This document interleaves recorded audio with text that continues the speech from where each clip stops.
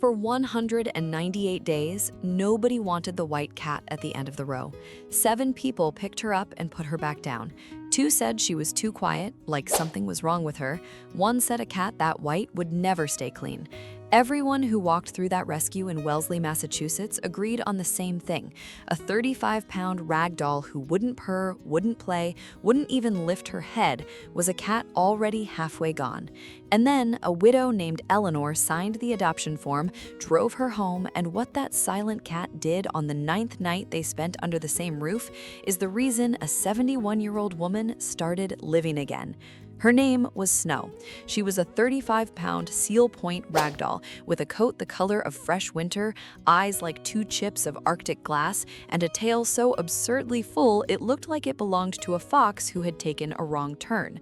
She had been found behind a closed bakery on Linden Street on a freezing morning in January, curled so tightly to the brick that the woman who found her thought at first she was already gone. There was no chip, no collar, no one looking for her. The vet guessed she was around 4 years old and had been somebody's once. Cats who have been loved sit differently, the vet said. They wait for hands that used to come. Snow waited. Nobody came. She was brought to the Charles River Animal Rescue and given a clean kennel, a soft bed, and a small window of afternoon sun. And for 198 days, she did almost nothing at all. The staff worried about her. A cat that doesn't play, doesn't groom obsessively, doesn't push for attention is a cat that has decided something. The director, a soft-spoken woman named Grace, who had worked in rescue for 21 years, wrote in Snow's file the same word the vet had used: grieving. Whoever this cat lost, she's still looking for them. She just isn't looking out loud anymore. Eleanor Hartwell was 71 years old and had not planned on a cat. She had buried her husband Walter 14 months earlier. Congestive heart failure, the slow kind that gives you time to say everything and somehow never enough time at all. 46 years of marriage, 2 grown children scattered across 2 coasts who called on Sundays and meant well, and a house in Wellesley that had become so quiet, Eleanor had started leaving the radio on just to hear a human voice in the kitchen. She did not eat at the table anymore. She ate standing at the counter because Walter's empty chair across from her was a thing she could not look at twice a day. Her daughter had suggested a cat, the way people suggest things they will not have to live with. Just something to keep you company, Mom. Eleanor had said no 4 times. The 5th time, on a Tuesday with nothing else to do, she drove to the rescue mostly to prove there was nothing there for her. She walked the whole row of kennels. The young cats threw themselves at the glass, loud and bright and desperate to be chosen. Eleanor felt nothing. Then she reached the last kennel, where a great white cat sat with her back to the room, looking out a window at nothing, the way Eleanor herself sat most evenings. Eleanor stopped. She did not coo or reach for the latch. She simply stood there, 2 quiet creatures on opposite sides of the glass. And after a long moment, Snow turned her head and looked at Eleanor with an expression that was not hope and was not fear. It was recognition, one grief acknowledging another. Grace came up beside her gently. She's been here a long time. Most people want a kitten or a cat that performs a little. Snow doesn't perform. Eleanor watched the cat watch her. How long? She asked. 198 days, Grace said. Eleanor thought about 14 months of standing at a kitchen counter. She thought about the radio she left on for a voice that was never hers. I know what that's like, she said, to wait that long for someone who isn't coming. She signed the papers that afternoon. The first week was almost nothing, and Eleanor had expected that. She had read the pamphlet about grieving animals, about giving them space, about not forcing the bond. Snow chose a spot under the side table in the living room and stayed there. She ate when Eleanor wasn't watching. She used the litter box at night. She was, in every measurable way, a house guest who would rather not be noticed. But Eleanor, who knew something about wanting to disappear inside your own home, did not push. She set Snow's food down and walked away. She sat in the evenings and read aloud, not to the cat exactly, just out loud, the way she used to read the paper to Walter. She left a folded blanket on the end of the couch and never mentioned it.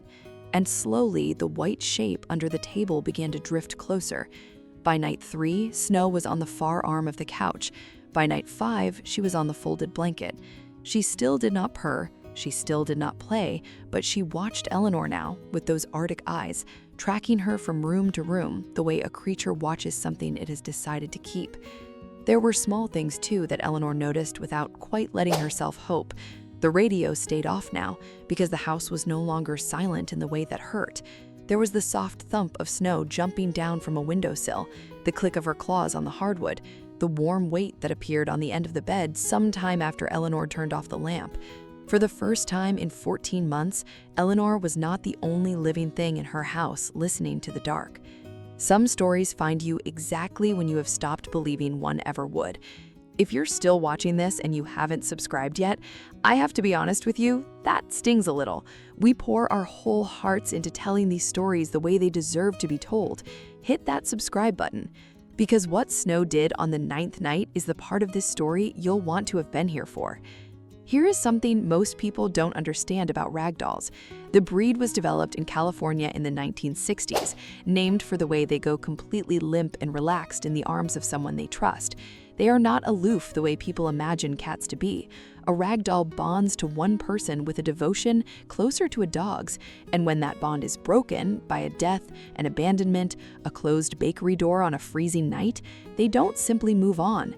They wait, they grieve, and when they finally choose someone new, they choose completely.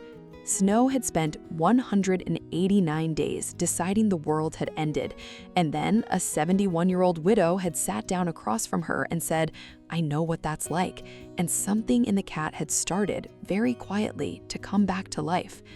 The 9th night was a Thursday. Eleanor had not been sleeping well, which was nothing new, but that night was different.